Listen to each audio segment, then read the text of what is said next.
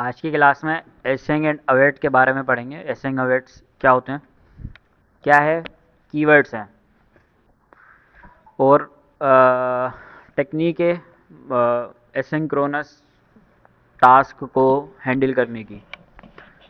एक तरीके से अगर हम देखें तो एसिंग अवेट क्या होते हैं, उसको एसिंग अवेट का मतलब होता है जिस तरह से हमारे प्रोमिस काम करते हैं।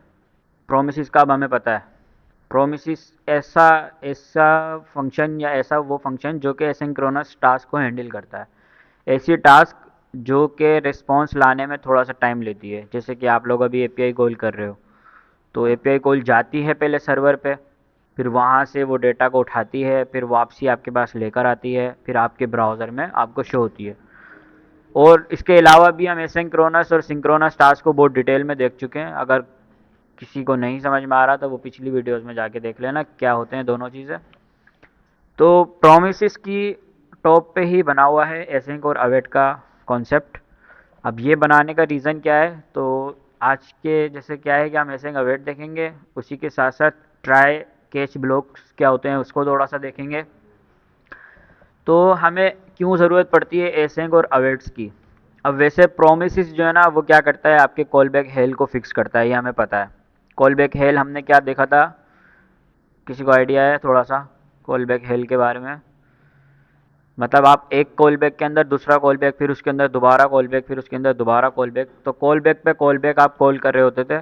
उस चीज़ को प्रोमिस आपका फिक्स कर देता है, आपके स्ट्रक्चर को क्लीन बना देता है। अगर मैं पिछले लेक्चर में जाऊँ और यहाँ पे कॉल बैक को समझाऊँ थोड़ा सा, तो कॉल बैक क्या होता है, बेसिकली एक ऐसा फंक्शन जो कि अपने आप में एक और फंक्शन एज अ पैरामीटर ले रहा होता है। जैसे कि हमारे पास एग्जाम्पल से समझते हैं। अब एक हमारे पास ग्रीट एक फंक्शन है। इस ग्रीट फंक्शन के अंदर हम दो पैरामीटर पास कर रहे हैं। पहला पैरामीटर नेम, दूसरा पैरामीटर एक और फंक्शन। तो पहला पैरामीटर तो हम एक स्ट्रिंग भेज देंगे क्योंकि नेम स्ट्रिंग होती है। दूसरा पैरामीटर हम भेजेंगे फंक्शन। तो अगर किसी फंक्शन में एक function as a parameter pass किया जा रहा है, उस फंक्शन को बोलते हैं कॉल बैक फंक्शन। आसान सी सिंपल वर्डिंग में इसकी डेफिनेशन है। जैसे कि अभी अगर मैं ग्रीट को कॉल कर रहा हूँ तो मैं पहली वैल्यू क्या भेज रहा हूँ, एलेक्स, जो कि एक स्ट्रिंग वैल्यू है, स्ट्रिंग में रैप हुई हुई है, और इसको हम बोलेंगे स्ट्रिंग वैल्यू एलेक्स। जो दूसरा है वो क्या है, से बाय। से बाय क्या है, एक फंक्शन है। ठीक है, एक फंक्शन है जिसको हमने दूसरे फंक्शन के कॉल करते वक्त एज अ पैरामीटर पास कर दिया। तो ये हमारा होता है कॉल बैक। इसी कॉल बैक से ही कॉल बैक हेल बनता है। कॉल बैक हेल का मतलब होता है कि नेस्टेड कॉल बैक्स होते हैं, मीन्स के कॉल बैक के अंदर कॉल बैक, कॉल बैक के अंदर कॉल बैक। जैसे कि हमारा एक सेट टाइम आउट एक फंक्शन है, ये भी हमें पता है क्योंकि ये एक अपने पैरामीटर में एज अ फंक्शन ले रहा है, तो ये क्या कहलाएगा, कॉल बैक कहलाएगा। तो कॉल बैक के अंदर हमने एक और सेट टाइम आउट कॉल कर लिया, उसी के अंदर हमने एक और सेट टाइम आउट कॉल कर लिया, तो इसको बोलते हैं कॉल बैक हेल। कि मतलब आपका कॉल एक फंक्शन के अंदर दूसरा फंक्शन, उसके अंदर दूसरा फंक्शन, उसके अंदर दूसरा फंक्शन, ऐसा कॉल बैक पास होता जा रहा है, तो वो हो जाता है कॉल बैक हेल। अब इस कॉल बैक हेल को मतलब सही चलता है ये, इसका कोई वो नहीं है, लेकिन थोड़ा सा ये कि स्ट्रक्चर के हिसाब से, डीबगिंग के हिसाब से थोड़ा सा मुश्किल होता है। तो अब क्योंकि JavaScript day by day modern होती जा रही है, तो इन चीज़ों पे ध्यान दिया जाता है कि आपकी कोडिंग एक्सपीरियंस जो है ना अच्छा हो, जल्दी हो, और रीडेबल हो। मतलब आप जो कोड लिखना चाह रहे हो वो रीडेबल हो। अब अगर हम ऐसे फंक्शंस के अंदर फंक्शंस बनाते जाएंगे, सपोज़ अगर हमारे पास 10 फंक्शंस एक साथ चल रहे हैं, तो 10 के 10 फंक्शन एक दूसरे के अंदर कॉल हो रहे होंगे। तो अगर आप कल को डीबगिंग करने बैठते हो ना, या मतलब आपने एक प्रोजेक्ट बना के दिया अपने क्लाइंट को, अब वो 1 साल के बाद आया है आपके पास, बोल रहा है कि इसके अंदर ये वाला फीचर भी ऐड कर दो। आपको खुद को याद नहीं होगा मैंने कैसे बनाया था ये। तो अगर आप अच्छी कोडिंग लिखोगे, कॉल बैक्स वगैरह सही से लगाओगे, प्रोमिस का यूज़ करोगे, मीन्स कि अगर आप कॉल बैक, क्योंकि हम कॉल बैक पढ़ रहे हैं तो हम उसकी एग्जाम्पल के थ्रू समझेंगे। अगर आपने इसमें कॉल बैक हेल किया हुआ है तो फिर आपके लिए वो प्रोजेक्ट हेल बन जाएगा। सही है। और तो ये कि इसीलिए प्रोमिस क्या करते हैं, आपके कॉल बैक के हेल को, स्ट्रक्चर को क्लीन करते हैं। जैसे कि प्रोमिस बनाने का तरीका भी आसान है। प्रोमिस भी अपने आप में होता है एक कॉल बैक ही है, बट इसका स्ट्रक्चर आसान होता है। अब जैसे इसके अंदर हमने एक सेट टाइम आउट बनाया हुआ है और उसकी बेसिस पे हम रिजोल्व और रिजेक्ट रिटर्न कर रहे होते हैं। पिछले लेक्चर में डिटेल में पढ़ा था, जाके देख लेना। तो अगर से सक्सेस ट्रू हो जाएगा तो ये रिजोल्व हो जाएगा, और अगर सक्सेस फॉल्स हो जाएगा तो ये रिजेक्ट रिटर्न करेगा। तो जब भी हम एक प्रोमिस बनाते हैं ना, तो वो एक प्रोमिस ही रिटर्न करता है, मीन्स के एक ऑब्जेक्ट आपको रिटर्न करता है। अब वो ऑब्जेक्ट या तो सक्सेस हो सकता है या फॉल्स हो सकता है, ठीक है, कंडीशन पे डिपेंड करता है कि आपने एक एपीआई कॉल की, अगर आपको एपीआई से डेटा मिल गया तो सक्सेस रिटर्न हो जाएगा, अगर आपको एपीआई से डेटा नहीं मिला तो फॉल्स रिटर्न हो जाएगा। उसकी बेसिस पे फिर हमें उस प्रोमिस को कंज्यूम करना होता है, जिसके अंदर हम डॉट देन और डॉट कैच का यूज़ कर रहे थे। देन से क्या होता है कि अगर देन जब ही चलता है जब आपका सक्सेस आंसर आता है प्रोमिस से, और कैच कब चलता है जब आपका सक्सेस आंसर नहीं आता, मतलब आपका फेल हो जाता है आपका जो भी ऑपरेशन है, आपने डेटा मंगाया नहीं चला, आपने फंक्शन में कोई मिस्टेक कर दी नहीं चली, तो उस केस में केस चलेगा। और फाइनली हमें पता है दोनों के केस में चलता है, मतलब या तो वो ट्रू होगा या फॉल्स होगा, फाइनली हमेशा चलता है। उसी के साथ साथ हमारे पास अब ये कॉल बैक हेल को किस तरह से प्रोमिस रिजॉल्व करता है, यहाँ पे एक हमने लगाई तो थी कल एग्जाम्पल के तौर पे। मीन्स के अगर आपके पास अब ये प्रॉमिस बना हुआ है ना, अब अगर आप इसको रिजोल्व करोगे तो आप कुछ ऐसे बस एक फंक्शन को कॉल करोगे, उसके बाद आप डॉट देन कर दोगे। अब अगर ये देन का रिजल्ट सही आएगा ना, तो इसी देन के रिजल्ट की बेस पे अगला देन लगा दोगे, जो कि हम कर रहे थे एपीआई कॉल के लिए भी। तो प्रॉमिस क्या करता है, खाली आपके कोड को क्लीन कर देता है। मीन्स के अगर हम एग्जाम्पल के तौर पर इस कोड को समझें, ये वाला हमारा कोड है, तो ये हमारे 3 फंक्शंस बने हुए हैं इधर। सेट टाइम आउट, उसके अंदर 1 सेकेंड का डिले है, फिर उसके बाद एक और अंदर सेट टाइम आउट, उसके अंदर भी 1 सेकेंड का डिले है, उसके बाद हमारा एक और सेट टाइम आउट, उसके अंदर भी 1 सेकेंड का डिले है। तो सेट टाइम आउट फंक्शन क्या करता है, आप उसके अंदर पहला फंक्शन पास करते हो, दूसरी चीज़ कितने टाइम के बाद ये फंक्शन एग्जीक्यूट होगा। तो अगर अब हम इस कोड को एग्जीक्यूट करते हैं, सी डी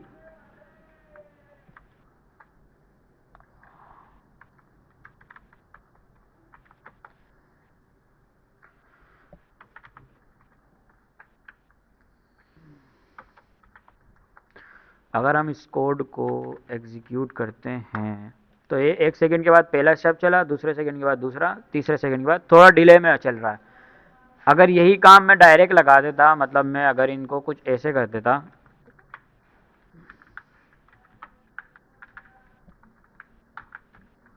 अब देखना मतलब क्या होगा कि ये जो नीचे वाले हैं ना ये पहले चल जाएंगे, या बल्कि ऊपर वाले को कमेंट ही कर देते हैं, वरना वो समझ में नहीं आएगा कौन सा वाला चल रहा है।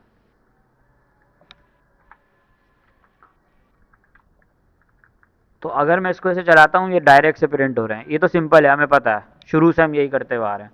लेकिन सेट टाइम आउट का क्या करता है, क्योंकि अब ये एक ऐसा एसिंक्रोनस कॉल है जिसके अंदर हम अपनी टाइम बता रहे होते हैं कि आप कितने टाइम के अंदर एग्जीक्यूट हो गए, तो उतने टाइम के डिले के हिसाब से ये चल रहा होता है। थोड़ा सा रुका, स्टेप 1 थोड़ा सा रुका, 2 फिर रुका, फिर 3। तो ये कॉल बैक हेल है, जिस कैसे आपका एक कॉल बैक है ये वाला, उसके अंदर आपने एक और कॉल बैक किया हुआ, उसके अंदर आपने एक और कॉल बैक किया हुआ। तो इसको ना करके हम ये कर सकते हैं कि अगर हम इसी को ही कन्वर्ट करें प्रोमिस के अंदर, तो बेसिकली हमें 3 दफ़ा चलाना है फंक्शन को।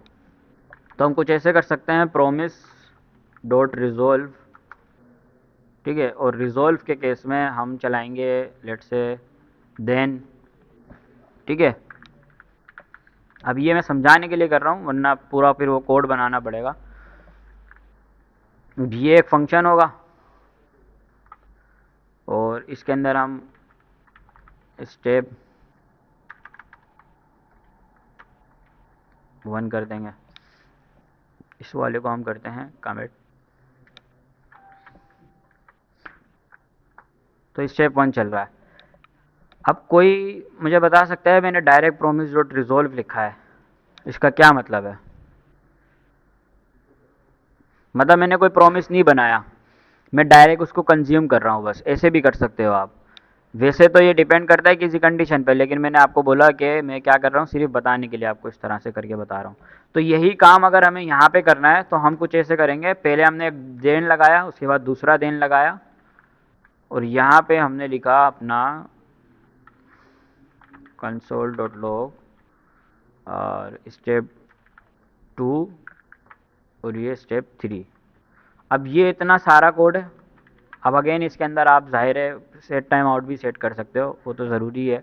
लेकिन ये कि आप इस तरह के कॉल बैक हेल्स को इस तरह प्रोमिस के थ्रू सिंपल 4 लाइन में कर सकते हो। वही कोड आपका वहाँ पे इतना सारा होगा, वही कोड आपका यहाँ पे, मतलब ये कि ईजी टू अंडरस्टैंड हो जाता है। अगर लेट्स से कि मेरा पहला कोड यहाँ पे कोई मिस्टेक होगी वो मेरा देन नहीं चलेगा। अगर मैं आपको इसको रिजेक्ट कर दूँ, अब क्या होगा, रिजोल्व की जगह अगर मैं इसको रिजेक्ट कर देता हूँ तो मेरा कुछ भी नहीं चलेगा, क्योंकि प्रॉमिस रिजेक्ट हो गया और हमने यहाँ रिजेक्ट के केस में हैंडल ही नहीं किया हुआ। तो अगर मुझे हैंडल करना है तो मैं क्या करूँगा, डॉट कैच लगाऊंगा। थोड़ा सा तो याद रखो, डॉट कैच इसलिए मैं जो है ना बोलता हूँ वीडियो देखा करो। अब कैच में हम कंसोल लगा देंगे एरर, तो क्या होगा कि अगर से रिजेक्ट है ना तो वो इन तीनों को स्किप करके कैच चलाएगा।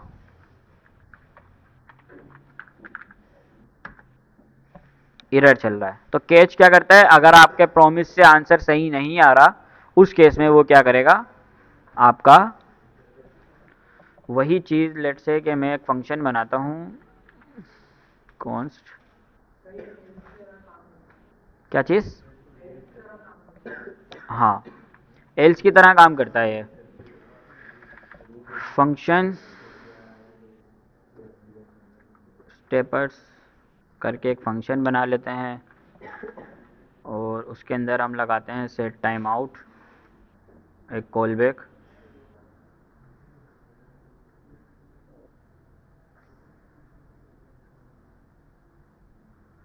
कॉल बैक के अंदर हम सिंपल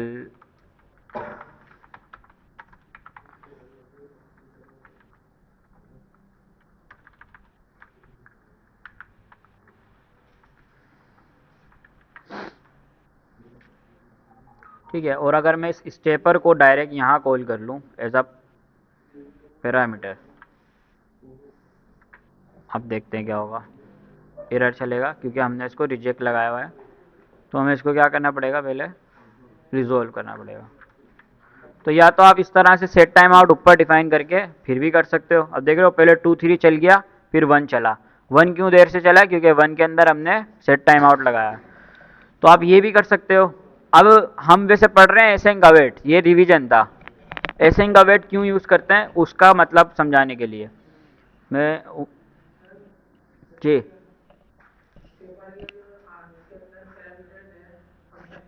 हम्म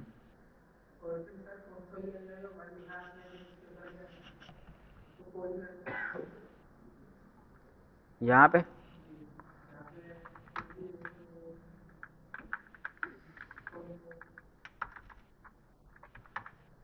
ये बोल रहे हो, मुझे नहीं लग रहा ये चलेगा, चेक करते हैं। क्योंकि नम जो है ना, चल तो गया, ऊपर से सेट टाइम आउट के अंदर डायरेक्ट पास हो रहा है। तो हम ये कर सकते हैं, टू, अब वही वाला जो हमने ऊपर किया हुआ था वो हमारा 1 बाय 1 चल रहा था, मतलब जो ऊपर हमारा कोड चल रहा था यहाँ पे एक एक सेकंड के गैप से, वही काम हमने यहाँ कर लिया। एक हमने फंक्शन बना लिया, फंक्शन के अंदर हमने सेट टाइम आउट सेट किया है 1 मिनट का, और उसको हमने डायनेमिक बनाया है, नंबर हम यहाँ से पास कर रहे हैं 1 2 3। तो अगर मैं जैसे ही फाइल को रन करूँगा 1 सेकंड के बाद 1 चलेगा मेरा, फिर उसके बाद 2 और 3 चल रहा है डायरेक्ट डायरेक्ट। हाँ, क्योंकि प्रॉमिस रिजोल्व हो रहा है, रिजोल्व होते के साथ ही वो डायरेक्ट चल रहा है। ये हमारा रिजोल्व के केस में चल रहा है। फिर हमें उसको पूरा का पूरा अगेन दोबारा से जो है ना हर किसी के लिए अलग डिफाइन करना पड़ेगा। तो क्या करते हैं, अब कॉल बैक हेल्प की वजह से हम प्रॉमिस यूज़ करते हैं। अब जावा स्क्रिप्ट जैसे मैंने बताया कि डे बाय डे मॉडर्न हो रही है ना, तो उन्होंने प्रॉमिस को भी मतलब समझ लो उसके ऊपर भी एक चीज़ बना दी जो उससे भी ज़्यादा आसान है यूज़ करना, जिसको हम बोलते हैं एसेंग अवेट। एसेंग अवेट का स्ट्रक्चर कैसे है कि मतलब प्रॉमिस में तो आप डॉट देन कैच कर रहे होते हो, एसेंग अवेट के अंदर आप खाली एसेंग कीवर्ड और अवेट कीवर्ड यूज़ कर रहे होते हो। मिसाल के तौर पे, हाँ, मिसाल के तौर पे वो हो जाता है, इसके अंदर थोड़ा सा इश्यू है। अब अगर हम अब यहाँ से समझें कि एसेंग अवेट क्या है, async await is a synthetic sugar built on top of promise. ठीक है, मतलब प्रोमिस के ऊपर ही ये बना हुआ है, कोई दूसरी चीज़ नहीं है ना, ये प्रोमिस को रिजेक्ट वो करता है। जैसे कि हम कॉलबैक से बचने के लिए हम प्रोमिस यूज़ करते हैं, लेकिन ऐसा नहीं है कि हम एसेंग अवेट इसलिए यूज़ कर रहे हैं कि हमें प्रोमिस से बचना है। बिहाइंड द सीन प्रोमिस ही यूज़ हो रहा है, लेकिन बस एसिंक अवेट आगे इसलिए आ रहा है क्योंकि वो थोड़ा सा ईजी है यूज़ करना। तो इसीलिए बस एसिंक अवेट जब भी आप लगाओगे इट मीन्स कि आप एज अ प्रोमिस ही बना रहे हो, आप कुछ और चीज़ नहीं बना रहे। प्रोमिस क्या होती है? कोई ऐसी गोल जो कि फ्यूचर में आपको या तो हाँ में जवाब देगी या ना में जवाब देगी। सिंपल वर्डों में, जैसे आपने मुझसे प्रोमिस किया कि मैं कल क्लास में आऊँगा, अब आपने प्रोमिस तो कर लिया, अब या तो आप पूरा करोगे या आप तोड़ दोगे। तो वही वाली चीज़ जावास्क्रिप्ट में प्रोमिस होती है कि आप प्रोमिस, जब भी आप एक फंक्शन लिखते हो प्रोमिस, तो वो फंक्शन आपसे बोलता है कि मैं इन फ्यूचर या तो आपको हाँ में रिजल्ट दूंगा या ना में रिजल्ट दूंगा। अब वो डिपेंड करता है कि उस वक्त सिचुएशन क्या है, फ्यूचर की सिचुएशन क्या है। जैसे कि हम सेट टाइम आउट के अंदर 1 सेकंड का लगा रहे हैं, तो 1 सेकंड के बाद हमें पता नहीं है क्या होगा, तो वो 1 सेकंड के बाद चल के आ जाएगा या नहीं चल कर आएगा। तो इस तरह की चीज़ों को प्रोमिस में हैंडल किया जाता है। अगर उसी के साथ साथ अब एसेंग कीवर्ड क्या करता है? What does async do? Use before a function. मतलब अब अगर आपको किसी भी फंक्शन को प्रोमिस बनाना है, किसी भी फंक्शन को प्रोमिस बनाना है, तो आपको पूरा ऐसे लिखने की ज़रूरत नहीं है, प्रोमिस डॉट रिजोल्व कुछ करके। मैंने यहाँ लिखा था, कहाँ गया? Function gate data. अब आपको कुछ देख रहे हो, अगर आप उसको सिंपल प्रोमिस के थ्रू बनाओगे तो आपको कुछ ऐसे बनाना पड़ेगा। एक फंक्शन बनाओगे पहले आप, फिर उसके अंदर रिटर्न डॉट रिजोल्व हेलो करोगे, या तो आप ये करो, या फिर अगर आपको फंक्शन एज अ प्रोमिस बनाना है तो आप एक सिंपल फंक्शन बना के फंक्शन से पहले खाली एसेंग कीवर्ड बना दोगे। समझ रहे हो? मतलब ये कि हमने लास्ट टाइम प्रोमिस बनाया था जो अपने कोड के अंदर कुछ यहाँ बनाया था, यहाँ पे ये हमने बनाया था माई प्रोमिस कुछ करके यहाँ पर। तो ये प्रोमिस एक ऐसा क्या बन गया था, एक एसिंक्रोनस कॉल बन गई थी।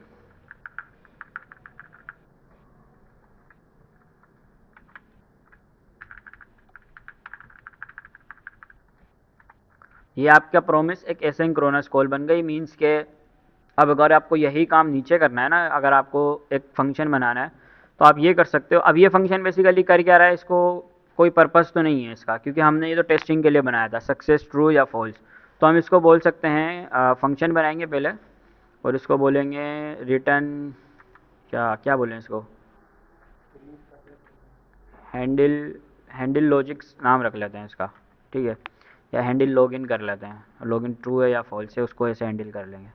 तो ये तो हमारा हो गया सिंपल फंक्शन, ये तो हमें बनाना आता है। अभी इसी के अंदर अगर हम इसको सेट टाइम आउट चलाएंगे तो वो तो दोबारा से सेट टाइम आउट हमें लगाना ही नहीं है। अगर आपको इसी को प्रोमिस फंक्शन बनाना है तो आप क्या करोगे, ये फंक्शन कीवर्ड से पहले खाली एसेंग लगा दोगे, तो ये हमारा एसेंग एज अ प्रोमिस बन गया, फंक्शन एज अ प्रोमिस बन गया। और अगर आपको इसके अंदर उसकी डेटा को कंज्यूम करना है तो हम प्रोमिस के अंदर कंज्यूम करने के लिए क्या करते हैं, फंक्शन के बाद डॉट देन कीवर्ड का यूज़ करते हैं। डॉट देन क्या करता है कि अगर आपका प्रोमिस का आंसर सही आएगा तो आपको सही में चलेगा, और केस कब चलेगा, जब आपका आंसर गलत आएगा। लेकिन यहाँ पे कंज्यूम करने के लिए दूसरा वर्ड होता है जिसको बोलते हैं अवेट। अब अवेट क्या करता है, what does await do? Pause execution inside an async function. जब तक आपके एपीआई का रिस्पॉन्स नहीं आएगा वो क्या करेगा, उसको पॉज करके रखेगा, आपके फंक्शन को पॉज करके रखेगा ताकि आगे की चीज़ें ब्रेक ना हो, जैसे हमने इवेंट लूप के अंदर देखा था। अब अगर आपने किसी फंक्शन के आगे एसेंक लगा दिया ना तो वो कहाँ चला जाएगा, कौन सी क्यू में चला जाएगा, माइक्रो में, माइक्रो में चला जाएगा वो, क्योंकि ये रिस्पॉन्स पे डिपेंड करता है। तो वो माइक्रो में जाके बैठ जाएगा। अब अवेट कीवर्ड क्या करेगा, उसको वेट कराएगा। कब तक वेट कराएगा, जब तक उसकी बारी नहीं आती, और उसकी बारी कब आएगी, जब उसका रिस्पॉन्स आ जाएगा। इस तरह से होता है। इवेंट लूप हमने देखा था, देख लेना जाके, दोबारा मैं खोलना नहीं चाह रहा, वीडियो में होगा। तो इसको समझते हैं एपीआई के एग्जाम्पल से, वो थोड़ा ज़्यादा आसान होगा। कल हमने एक एपीआई कॉल की थी, कल नहीं लास्ट वाली क्लास में, यूजिंग प्रोमिस। अब ये हमारा एक एपीआई कॉल है, ठीक है। तो या तो आप ऐसे करते हो एपीआई कॉल को, मतलब आप एक फेच कीवर्ड बनाते हो। अब फेच क्या है, एक प्रोमिस फंक्शन है, तो इसीलिए इसके साथ डॉट देन लगता है। मतलब जब तक आपका एपीआई से डेटा नहीं आएगा वो वेट करेगा, जैसे ही डेटा आएगा अब वो उसकी कंडीशन के हिसाब से चलेगा, डेटा आ गया तो देन चलेगा, और अगर डेटा नहीं आया तो केस चलेगा। अब दूसरा वाला देन हमने क्यों लगाया हुआ है, क्योंकि हम जेसन से उसको कन्वर्ट कर रहे हैं। यही चीज़ अगर हम एसिंग अवेट के साथ करेंगे तो हम कुछ ऐसे करेंगे। आप सबसे पहले एक फंक्शन बना लोगे, फंक्शन गेट डेटा, ठीक है। गेट डेटा एक फंक्शन होगा जिसके अंदर अब आपको फेच करना है। फेच कर लिया और फेच के बाद हम वही अपनी पोकेमोन वाली एपीआई लगा देंगे।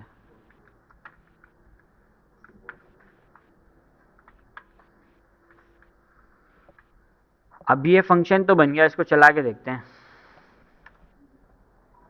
क्या ये चलेगा। किसी को आइडिया है क्यों नहीं चलेगा?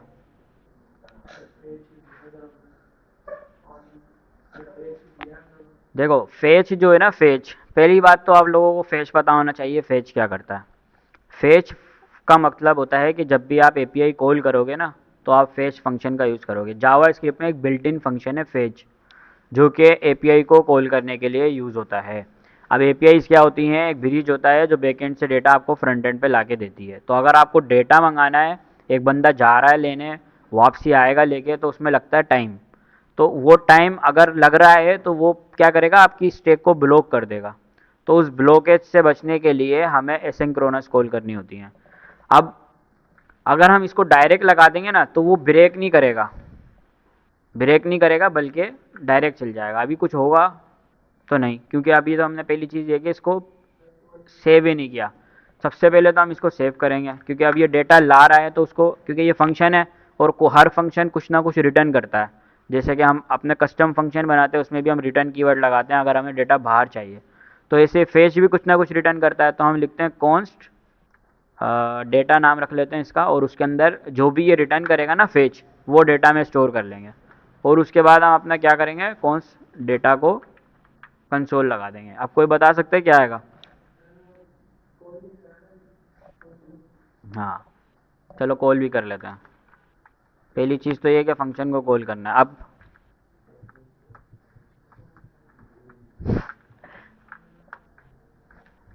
कुछ ऐसा हमें पहले भी देखने को मिला है जब हमने माय प्रॉमिस कुछ करके किया था। इसका मतलब ये होता है कि रिस्पॉन्स आया नहीं, आपने पहले ही उसको इस्तेमाल कर लिया। मतलब एक बंदा आया ही नहीं है डेटा लेके, आप समझो कि आपने किसी को भेजा कि ये मेरी टोकरी है, आप वहाँ से फ्रूट तोड़ के लाओ और इस टोकरी में डाल दो। अब वो टोकरी आपके पास ही रखी हुई है, वो बंदा फ्रूट तोड़ने गया, अब वो आया है ही नहीं, आप टोकरी पहले ही उठा के ले गए। तो डेटा तो आने दो, फ्रूट तो आने दो, आने से पहले ही आप टोकरी उठा के ले गए। तो उस तरह का सीन है ये। मतलब ये कि आपने एपीआई कॉल करी तो सही, लेकिन वो एपीआई कॉल आई नहीं और आपने पहले ही कर दिया। तो इसी को अगर हम सही तरीके से कंसोल करना चाहते हैं ना तो हम ऐसे करेंगे, या तो पहले पहला वाला तरीका देखते हैं जो हमने पहले किया था। हम लगाएंगे डॉट देन, ठीक है। अब देन एक कॉल बैक फंक्शन है,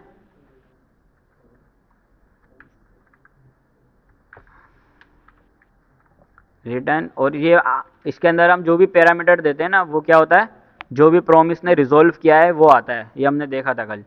हम रिटर्न कर देंगे रेस को, कल नहीं लास्ट क्लास में।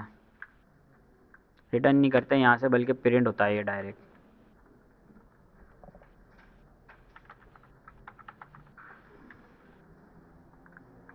और यहाँ से डेटा हटा देंगे हम। अब देख रहे हो थोड़ा सा लेंथी भी हो जाता है ये कोड।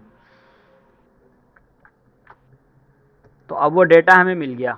अब अगेन ये हमें जेसन के अंदर मिल रहा है, मीन्स के फॉर्मेटेड नहीं मिल रहा, तो उसके लिए हमें एक और क्या लगाना पड़ेगा, देन लगाना पड़ेगा। तो ये तो तरीका पुराना है जो हम पहले देख रहे थे। लेकिन अब अगर आपको यही काम करना है ना तो आप क्या करोगे, या तो आप ये बार बार देन लगाओ, या सिंपल सा आप यहाँ लगाओगे फंक्शन से पहले एसेंक। एसेंक लगाने के बाद अभी ये फंक्शन ऐसा प्रोमिस कॉल बन गई। उसके बाद अभी जो फेच लगा हुआ है ना, इस फेच से पहले आप लगा दोगे अवेट। अवेट क्या करेगा, इस फेच को रुका के रखेगा, यहाँ पे आपके कोड को, फंक्शन को रोक देगा। रुके रहो, कब तक रुके रहो, जब तक आपका डेटा नहीं आ जाता। जैसे ही आपका डेटा आ जाएगा आपका अवेट बोलेगा अब चलो, फिर वो चलने लग जाएगा। और इस तरह से कुछ हमारा वही हमें रिस्पॉन्स जो पहले मिल रहा था वही रिस्पॉन्स हमें। हाँ, अवेट एक तरीके से कंज्यूमिंग का काम करता है।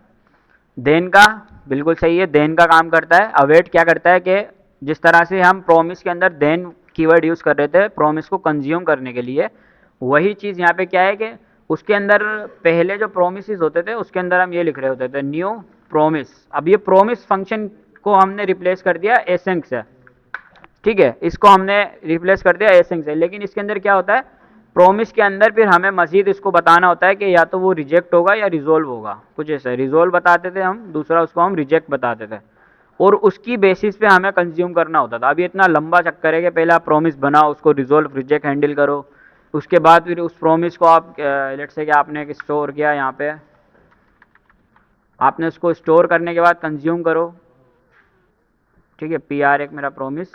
अब आप इसको पहले बना लोगे, फिर बनाने के बाद आप उसको ऐसे देन वगैरह लगा के कंज्यूम कर रहे होगे, तो ये इतने लंबा होता है थोड़ा सा प्रोसेस। उसको शॉर्ट करने के लिए ही एसेंक अवेट बनाया गया। आप सिर्फ एसेंक लगाओ, अवेट लगाओ, आपका डेटा ऑलरेडी फंक्शन भी बन गया, मतलब आपका प्रोमिस भी बन गया, आपने प्रोमिस को कंज्यूम भी कर लिया। हाँ, आती है, क्यों नहीं आती, उसको हैंडल करना पड़ता है, और वहाँ पे हमारा ट्राई कैच ब्लॉक काम आते हैं। ट्राई और कैच ब्लॉक भी देखते हैं, इसके अंदर भी फॉल्स की वैल्यू आ सकती है, क्योंकि ये फेच कभी डेटा लाएगा, कभी डेटा नहीं लाएगा। लेट सपोज के नेटवर्क का इशू है, आपका डेटा नहीं आया, या अगर मैं यहाँ से P हटा देता हूँ, अब क्या मिलेगा मुझे, okay okay okay API dot को। तो अभी देख रहे हो स्टेटस 200, और स्टेटस टेक्स्ट क्या है, ओके। इसका मतलब होता है कि आपका प्रोमिस सक्सेसफुली एग्जीक्यूट हो चुका है, मतलब आपका रिस्पॉन्स सही आया है। अगर आपका स्टेटस 200 है और स्टेटस टेक्स्ट ओके है, ये मैंने आप लोगों को बताया था, HTTP मेथड्स में होता है ये सब चीज़ें, लेकिन हमने इतनी डिटेल में नहीं पढ़ी थी इनको। अब क्या, किसी और की वेबसाइट हो ही नहीं सकती, क्योंकि ये डोमेन हमेशा यूनिक होती है। फेच फेल्ड, एरर आ गया, फेच फेल्ड। तो अब ये एरर आ तो गया, लेकिन हमें अगर हमारी रियल एप्लीकेशन में इस तरह का एरर आ जाएगा ना, तो हमारी एप्लीकेशन क्रैश हो जाएगी। तो हमें इसको क्या करना होता है, हैंडल करना होता है। हैंडल कैसे करते हैं, वहाँ पे हमारे ट्राई कैच ब्लॉक काम आते हैं। अब ट्राई कैच ब्लॉक को थोड़ा सा देख लेते हैं पहले। ये हमारे कहाँ गए, यहीं लिखे थे मैंने, ये होते हैं ट्राई कैच ब्लॉक। जिस तरह से हमारे पास देन कैच होता है ना, उसी तरह से ट्राई कैच होता है। ट्राई चलेगा कब, सक्सेस के केस में, जब आपका सब कुछ सही सही चल रहा होगा तो ट्राई चल जाएगा। लेकिन अगर आपका कुछ सही नहीं चल रहा, कहीं ना कहीं आपका कोड फट रहा है, आपकी API खराब हो रही है, उसके केस में क्या चलेगा, कैच चलेगा। तो ट्राई कैच, अभी अगर हम इसी को ट्राई कैच में रैप करना है हमें, लेट से, तो ट्राई कैच का सिंटैक्स कैसे होता है, आप सबसे पहले लिखते हो ट्राई और एक ऑब्जेक्ट बनाते हो, सॉरी ब्लॉक बनाते हो, ठीक है। ये बाकी चीज़ों से थोड़ा सा अलग हो सकता है, क्योंकि फंक्शन में वो ब्रैकेट्स आते हैं, तो ये फंक्शन नहीं है, ये अलग ही टेक्निक है ट्राई कैच। ट्राई लिखते हो आप, उसके बाद ये करली ब्रेसिस, इसका ये हो गया ट्राई का ब्लॉक, उसके बाद आप लिखते हो कैच, और उसके बाद कैच का ब्लॉक बना देते हो। सही है, हो गया। अब आपका जो भी कोड होगा ना, ये जो भी कोड होगा वो आपका चलेगा ट्राई में। अब आपका सवाल है बस इसका कि अगर ये फॉल्स हो जाता है तो हम कैसे हैंडल करेंगे फॉल्स की वैल्यू को। लेट सपोज कि अगर आपकी API सब कुछ सही चल रही है ना, तो ट्राई कैच चलेगा ही नहीं, हम वो कोड आपका यहीं पे ख़त्म हो जाएगा। जैसे कि मिसाल के तौर पे, अब मैंने यहाँ पे दोबारा से P लगा दिया, और मैं कैच के अंदर भी लगा रहा हूँ कि मैं लिखता हूँ कैच इज़ एग्जीक्यूटेड, ठीक है, चलने तो दोनों चाहिए, लेकिन अगर हमारा सब कुछ सही रहेगा तो वो नीचे कैच को नहीं चलाएगा, कहने का मतलब है। तो अभी हमारा देख रहे हो सही से रिस्पॉन्स आ रहा है, और ये हमारा कैच इज एग्जीक्यूट चला ही नहीं। और वही चीज़ मैं अगर P दोबारा से हटा के चलाऊं, कैच इज एग्जीक्यूटेड, सही है। तो अगर से आपके कोड में कोई मसला है, आपके सर्वर में कोई मसला है, APIs में कोई मसला है कि आपकी API का डेटा सही नहीं आ रहा, उस केस में आपका क्या चलेगा, कैच ब्लॉक चलेगा। और अगर सब कुछ सही रहा, आपका रिस्पॉन्स भी सही आ गया, हर चीज़ सही आ गई, उसके केस में क्या चलेगा, ट्राई चलेगा। इसी की तरह एक आखिरी इसमें भी होता है, क्या होगा, फाइनली होता है। फाइनली का वही काम है जो प्रोमिस के साथ था, जैसे वहाँ पे वो दोनों के केस में चलता था, यहाँ पे भी वो दोनों के केस में चलेगा, फाइनली। तो अब आप अगर आपका रिस्पॉन्स सही होगा तब भी आपका ये फाइनली चल रहा है, और अगर आपका रिस्पॉन्स सही नहीं है तब भी आपका फाइनली चल रहा है। तो दोनों के केस में फाइनली ब्लॉक चलेगा ही चलेगा। अब ये मॉडर्न टेक्निक है, सबसे ज़्यादा यही यूज़ होती है प्रोमिसेस के बाद। जब से ये आया ना, प्रोमिसेस बहुत कम यूज़ करोगे आप। तो आप हमेशा क्या यूज़ करो, हमेशा यूज़ नहीं करो, प्रोमिस भी यूज़ कर लेना, उसका मसला नहीं है, वो सही चीज़ है। और ये भी वही है, बस क्या है तरीका चेंज हो गया, यूज़ हम प्रोमिस ही कर रहे हैं। हम पहले वो जावास्क्रिप्ट का बिल्ट इन प्रोमिस यूज़ कर रहे हैं, आप कुछ इस तरह से समझ सकते हो कि हम जावास्क्रिप्ट का बिल्ट इन यूज़ कर रहे हैं, यहाँ पे आप अपने ही फंक्शन को प्रोमिस बना रहे हो। अपने ही फंक्शन को प्रोमिस कैसे बना रहे हो, एसेंग कीवर्ड के साथ, समझ गए। अच्छा, और एक मजे की बात इसमें यह है कि मतलब आप उसके बाद हर दफ़ा देन देन लगा रहे होते हो। अब क्योंकि हमें डेटा तो मिल रहा है, मतलब अब हमें डेटा तो मिल रहा है, लेकिन हमें डेटा उस फॉर्मेट में नहीं मिल रहा है जिस फॉर्मेट में हमें चाहिए, हमें कुछ ये मिल रहा है। तो अब हमें इसको सही से करना है, मतलब इसको भी रिजोल्व करना है, तो हम क्या करेंगे, हाँ, तो ये तो हो गया रेस। हम इसका कीवर्ड चेंज कर रहे हैं, डेटा था ये पहले, या भले इसको डेटा ही रखते हैं। अब मैं इसको बोलता हूँ मुझे मैं एक और वेरिएबल बनाऊंगा जो मुझे सही वाला डेटा कन्वर्ट करके सेव कराएगा, जैसे कि हम उसके अंदर कर रहे थे। तो उसके अंदर हम बोलेंगे मिसाल के तौर पे अभी इसको रेस ही रखते हैं, मतलब वेरिएबल का नाम तो आप कुछ भी रख लो, ठीक है, आपकी मर्जी है। और मैंने एक और वेरिएबल बनाया डेटा, अब इसके अंदर मैं सही वाला डेटा स्टोर करना चाह रहा हूँ।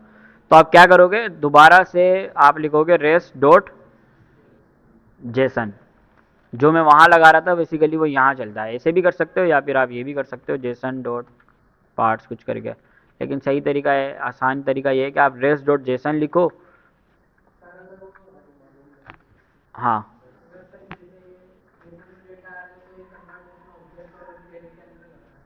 हाँ, वही काम होता है, लेकिन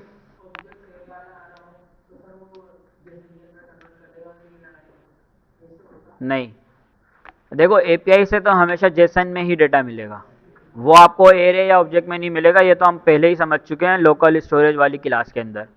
मीन्स के कभी भी डेटा आपको एपीआई से ऑब्जेक्ट या एरेज नहीं मिल सकते, हमेशा क्या मिलेगा, जेसन मिलेगा। क्या बता रहा हूँ मैं, खड़े हो, उधर बैठो, उधर जाओ, उधर बैठो फर्स्ट वाली चेयर पे।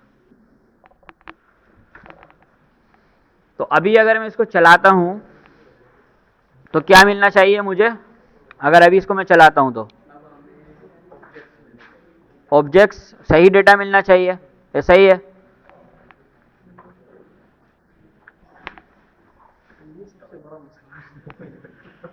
देखो, ये जिस तरह से प्रॉमिस कॉल है ना, उसी तरह से ये भी प्रॉमिस कॉल होती है। याद है हमने यहाँ पे दोबारा देन लगाया था इसके लिए, फिर देन ने हमें सही डेटा दिया था। जैसे हमने पहले देन लगाया था तो उसने हमें रेस्पॉन्स दिया, फिर हमने दोबारा देन लगाया तो उसने प्रॉमिस को कंज्यूम करके हमें डेटा दिया। तो यहाँ पे भी हमें रेस्ट से पहले अवेट लगाना पड़ेगा। अब आपको मज़े की बात यह है कि एक एसेंग के साथ मल्टीपल अवेट्स लगा लो, टेंशन ही नहीं है, छोटा कोड हो गया। वही काम यहाँ करते हैं, देख रहे हो 3 लाइन में तो सिर्फ यह है, और ये हमने फंक्शन तो बनाया नहीं, डायरेक्ट एपीआई कॉल की है। तो अब हमें ऑब्जेक्ट्स मिलेंगे, सही है। क्या मतलब,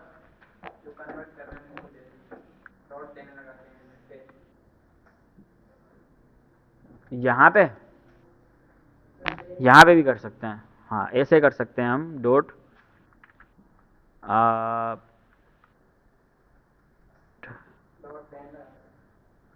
देन लगा के कर सकते हैं, हाँ।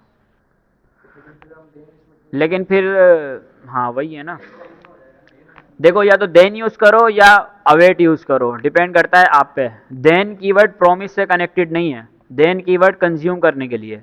देन कीवर्ड का मतलब है कि अगर आपका एसिंक्रोनस कॉल है तो उसको सही से हैंडल करो, तो ज़रूरी नहीं है कि आप उसको हमेशा प्रॉमिस के साथ यूज़ करोगे, आप उसको गेट डेटा के साथ भी यूज़ एसेंग के साथ भी यूज़ कर सकते हो। जैसे कि मिसाल के तौर पे ये हमारा रेस हो गया,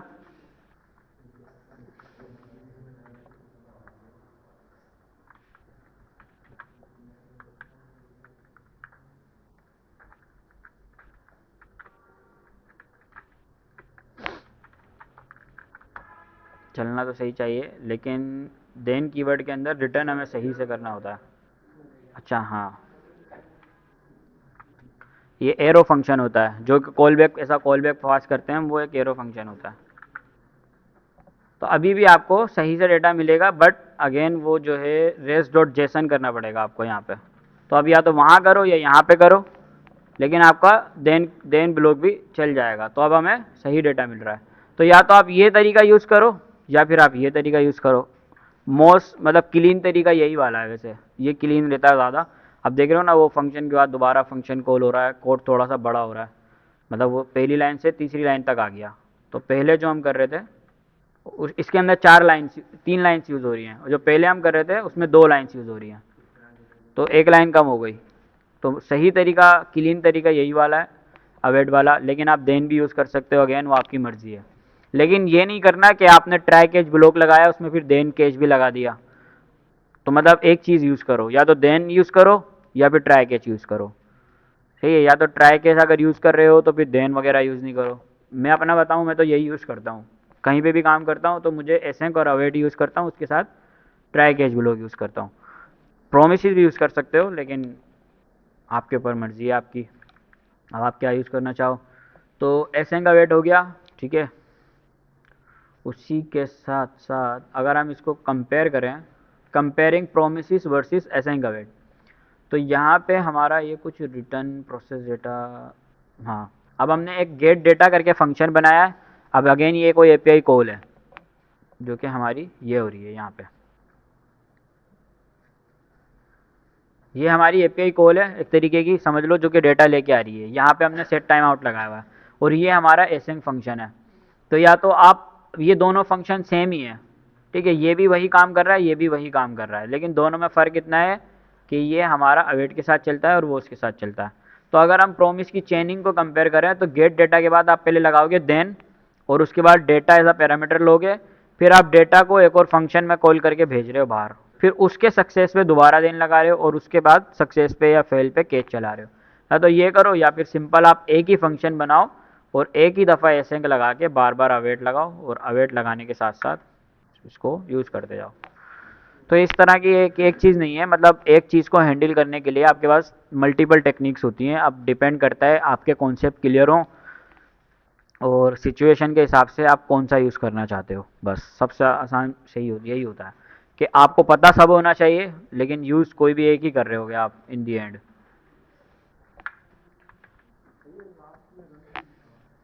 कहाँ पे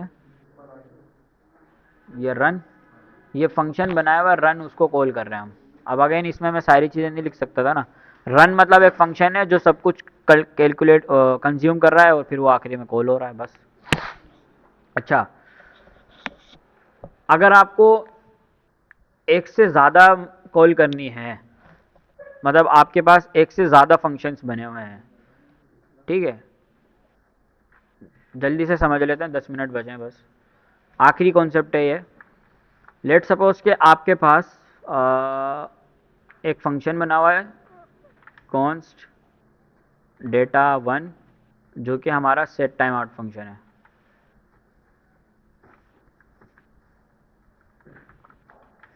और ये कंसोल कर रहा है वन वन को। ये हमारा चलता है कितनी दफ़ा में, 1 सेकेंड के बाद।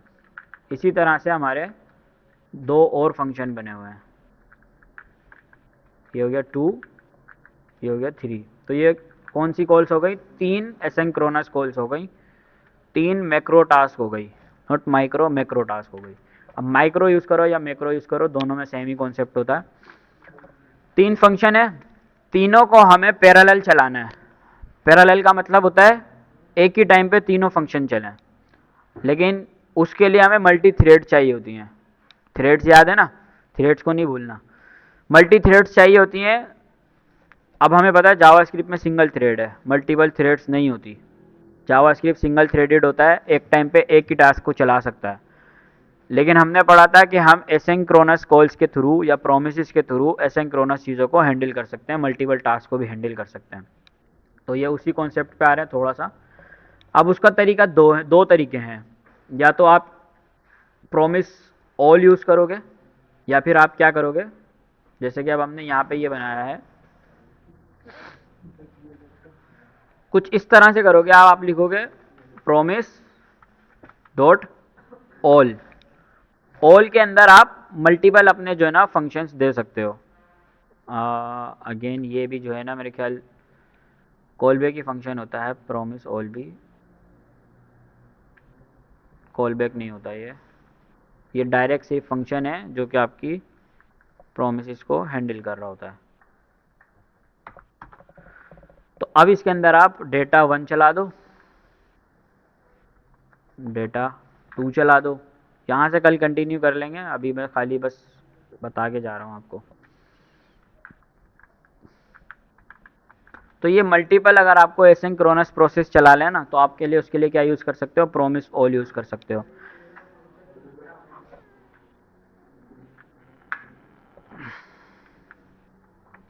सही है। और अगर आप इसको डेटा का इसको स्टोर चला के देखते हैं क्या हो रहा है।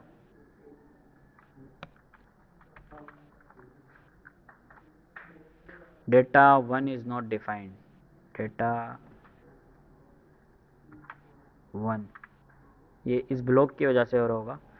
चलो फिलहाल के लिए यहीं तक याद रखो, मल्टीपल प्रोसेस को कैसे चलाना है वो हम नेक्स्ट क्लास में यहीं से कंटिन्यू करेंगे इसको, क्योंकि अभी टाइम हो गया 10:55।